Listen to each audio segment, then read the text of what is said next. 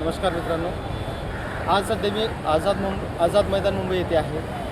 आम्ही मुख्यमंत्री युवा कार्य प्रशिक्षण योजनेअंतर्गत इथं गेली 19 आंदोलने आम्ही इथं पार पाडलेली आहेत। वेगवेगळ्या पद्धतीने आम्ही पूर्ण महाराष्ट्रामध्ये आम्ही आंदोलन केलेली आहेत। आता 24 तारखेपासून आझाद मैदान येथे आम्ही बेमुदत उपोषणासाठी आम्ही बसलेलो आहे। बालाजी पाटील चाकूरकर आणि तुकाराम बाबा महाराज यांच्या नेतृत्वाखाली आज आम्ही आझाद मैदान येथे उपोषणाला बसलेले आहोत।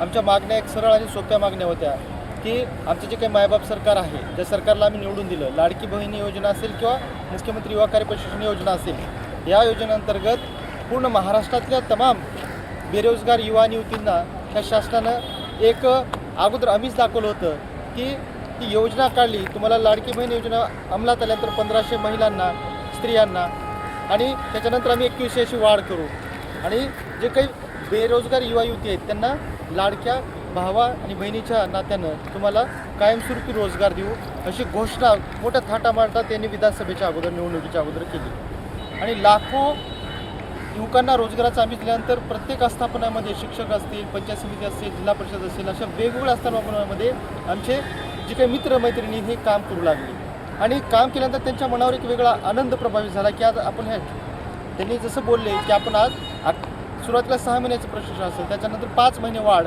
ह्याच्यानंतर कुठेतरी आपण ह्या शासकीय योजनेमध्ये सामावून जाऊ अशी ही त्यांची भाषणं होती आणि ह्या गोडी गुलाबी भाषणामध्ये त्यांनी आमचे जे तमाम महाराष्ट्रातील युवक आहेत ते भोळे बाबडे त्यांच्या स्वाधीन झाले, म्हणजे त्यांना मतरूपी दान करून ह्याला सत्तेमध्ये बसवलं। पण सत्तेचा अहंकार आज बघा किती आहे। आम्ही इथं 24 तारखेपासून उपोषणाला बसलो आहे। उन्हाची तीव्रता आहे, ऊन आहे, इथं कसलीच आम्हाला व्यवस्था या सरकारने केलेली नाही। पोलीस प्रशासनानं सुद्धा आम्हाला कोणती इथं मदत दिलेली नाही।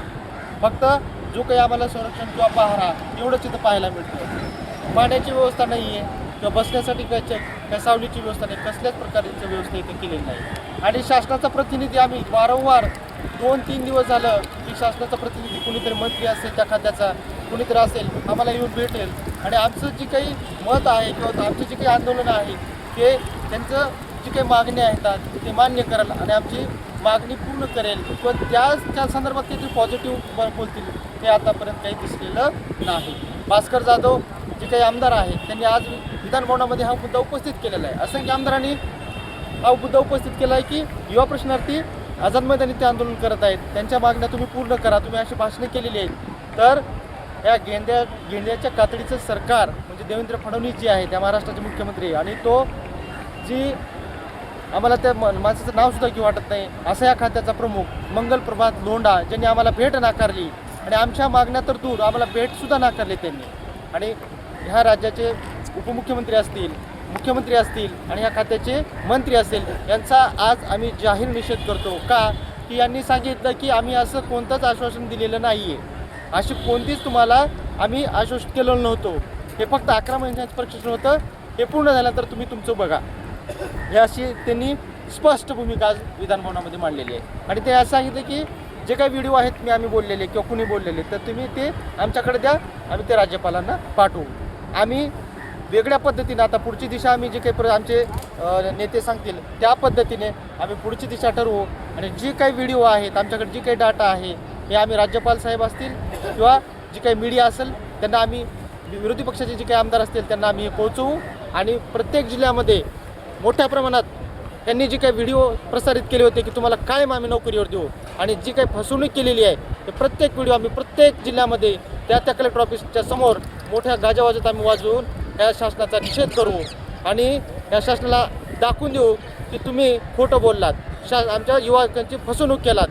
फसवणूक हे युवाची नाही, येणाऱ्या भारत देशातल्या या तमाम युवकांची आहे आणि प्रत्येक जर तुम्ही आज बोलत असाल तर प्रत्येक युवा नक्कीच हा महाराष्ट्र सरकारच्या विरोधात काम करेल, तीव्र विरोधी वागेल, हा कुठेतरी भरकटला जाईल, हा कुठलं तर दुराचार्य होईल, काहीतरी हिंस्र भावना करेल, काहीतरी उद्रेक होईल, काहीतरी वेगळ्या भावनेनं जसं नक्षलवाद असेल, वेगवेगळ्या गोष्टी असेल त्या मनामध्ये त्याच्या बिंबलं जाईल का? कारण मायबाप सरकार जर खोटं बोलत असेल तर मग जायचं आम्ही कुठं? स्वतः राज्याचा मुख्यमंत्री त्या खात्याचा प्रमुख जे काय आहे मंगल प्रभात लोढा हे जर खोटं बोलत असतील तर आम्ही जायचं कुठं मग? म्हणून या शासनाचा मी निषेध करतो आणि आम्ही मुख्यमंत्री युवा कार्य प्रशिक्षण संघटना हे ठामपणे इथून पुढेही लढत राहू। आम्ही सर्व एक आहोत आणि एकच राहणार ही माझी भूमिका इथं ठामपणे मांडतो। जय हिंद, जय महाराष्ट्र।